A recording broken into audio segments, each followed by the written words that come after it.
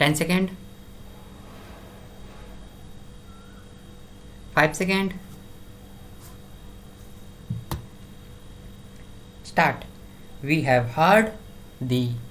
learned counsel for the respective parties at length. We have gone through and considered in detail the judgment and order of acquittal passed by the learned trial court as well as the impugned judgment and order passed by the High Court reversing the acquittal and convicting the accused to satisfy ourselves whether in the facts and circumstances of the case the High Court is justified in reversing the judgment and order of acquittal passed by the learned trial court and consequently convicting the accused. We are conscious of the fact that this is a case of reversal of acquittal by the High Court. Therefore, the first and foremost thing which is required to be considered is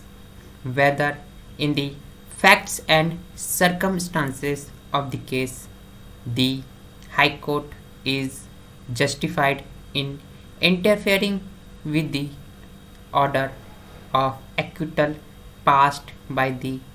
learned trial court. It is further observed after following the decision of this court in the case of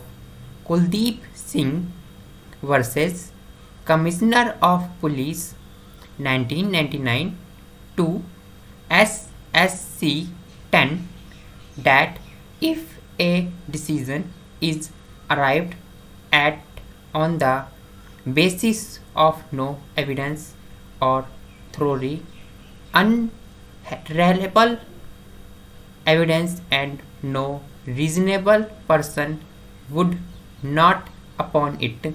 the order would be preserved.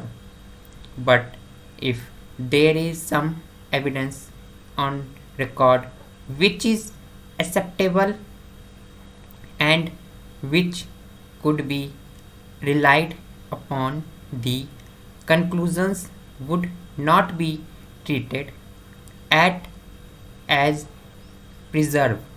and the findings would not be inferred with. In the decision of this court in the case of Vijay Mohan Singh versus State of Karnataka 2019 5 SCC 436, this court again had an occasion to consider the scope of section 378 CRPC and the interference by the High Court in an appeal against acquittal. In the case of K. Gopal Reddy versus State of Andhra Pradesh 1979 1 SCC 355, this court has observed that where the trial court allows itself to be beset with fanciful doubts, rejects credit-worthy evidence for slender reasons and takes a few of the evidence which is but barely possible, it is the obvious duty of the High Court to interfere in the interest of justice, lest the administration of justice be brought to ridicule. Applying the law laid down by this court in the aforesaid decisions to the facts of the case on hand, it is to be considered whether, in the facts and circumstances of the case, the High Court is justified in interfering with the order of acquittal passed by the learned trial court. Each and every aforesaid ground has been elaborately dealt with by the High Court, and on reappreciation of the entire evidence on record, the High Court has specifically come to the conclusion that the findings recorded by the learned trial court at preserve, and thereafter the High Court has interfered with the judgment and order of acquittal passed by the learned trial court. So far as the submission on behalf of the accused that no motive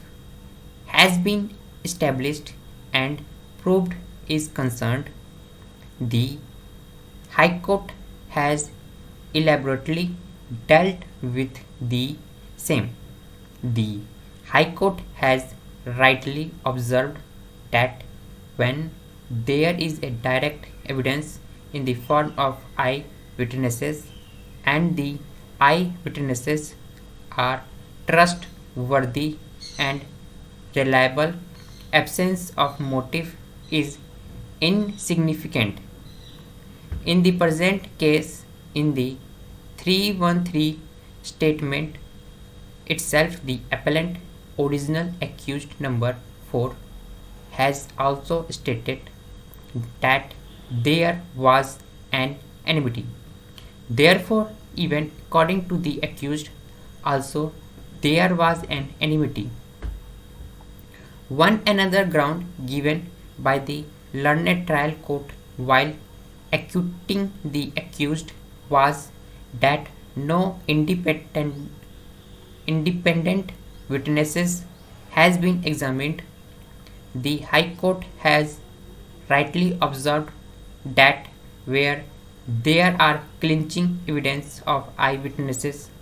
mere non-examination of some of the witnesses, independent witnesses, and or in absence of examination of any independent witnesses would not be fatal to the case of the prosecution.